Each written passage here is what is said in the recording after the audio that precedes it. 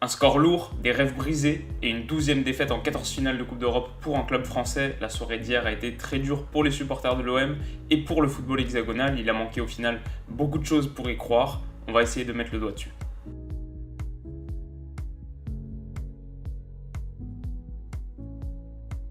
Yo les amis, j'espère que vous allez tous très bien. Alors je sais que ce matin il y en a qui vont moins bien que d'autres et je voulais leur dire de la part du supporter lyonnais que je suis, félicitations pour votre beau parcours. On savait que l'Atlético était le favori, on le savait depuis le début de la compète, alors il n'y a pas de honte à perdre contre eux et ça enlève rien à vos belles performances européennes, notamment contre Leipzig et Salzbourg. Alors voilà, bravo à vous et vous pouvez être fiers de votre équipe.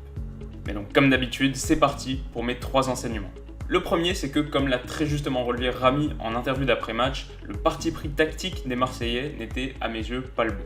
En tentant coûte que coûte de relancer proprement, de construire en partant de l'arrière au lieu de balancer comme le voulait Rami et comme il l'a dit, les Marseillais ont en fait surtout joué le jeu des Madrilènes parce que face à un Atlético qui manie le gegenpressing à merveille, qui fondait sur les joueurs marseillais à la perte de balles, c'était un peu une mission suicidaire. Pourtant, ça avait fonctionné en début de match, ça paraît loin maintenant, mais souvenez-vous de la super entame des Marseillais. En combinant proprement, ils se sont offerts 20 minutes de folie et le scénario aurait pu être très différent si Germain avait bien conclu le mouvement phocéen.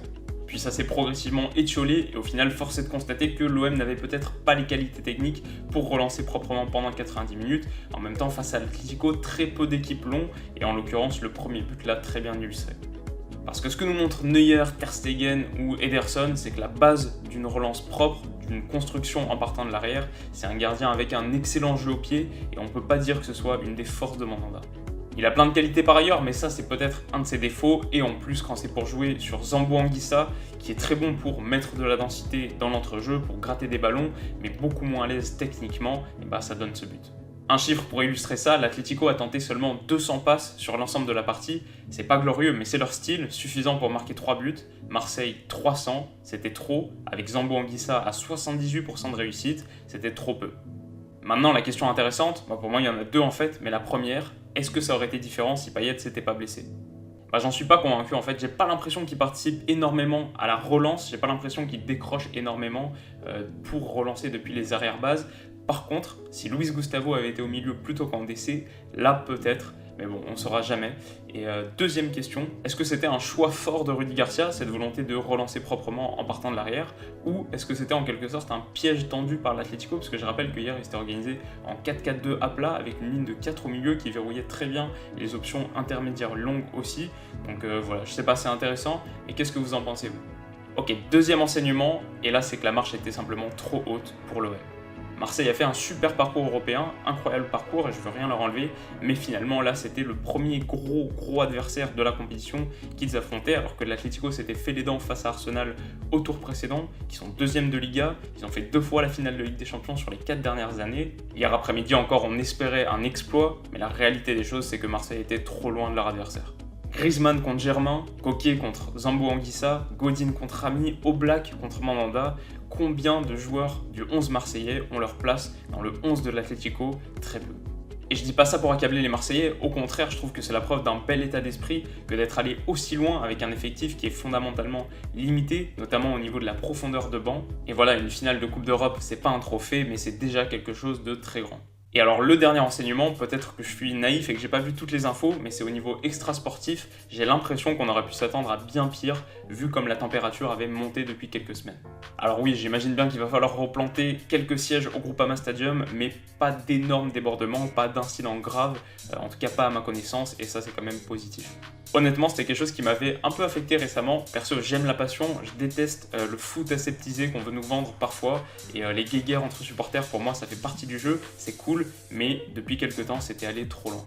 On passe au top flop et alors là on est obligé de distinguer d'abord Griezmann, chirurgical. Il faut absolument que vous revoyiez le premier but parce qu'on s'est beaucoup focalisé sur le mauvais contrôle d'Anguissa, mais celui de Griezmann il est exceptionnel. Il permet de transformer en fait une passe à mi-hauteur avec rebond en un ballon qui colle à la pelouse et qui est projeté devant lui à pile la bonne vitesse pour ajuster Mandanda. Pareil sur le deuxième but, la balle lui reste scotchée au pied et son piqué est une merveille. À quelque chose, malheur est bon, on récupère un Grisou en pleine forme pour cet été et on en aura besoin.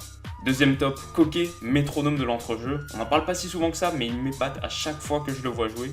Toujours excellent dans le pressing organisé, dans la technique d'encerclement de l'Atlético, il vient souvent porter le coup de grâce. et puis 2 passes décisives hier, une partie pleine, et enfin le capitaine Gabi, un but symbolique et une superbe soirée pour lui.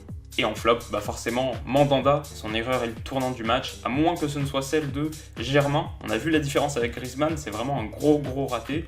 En plus, il dévisse complètement, pour lui aussi peut-être, la marche psychologique était trop haute. Et puis Thauvin, et pourtant, comme je l'ai dit hier dans ma vidéo sur la liste des 23, je ne suis pas un partisan de la théorie selon laquelle il disparaît dans les grands matchs, mais hier, pour un joueur de son calibre, en tout cas avec ses stats, on attend plus. Il doit progresser, je dois dire, dans sa capacité à peser sur les rencontres. Hier, en fait, on l'a juste pas assez vu.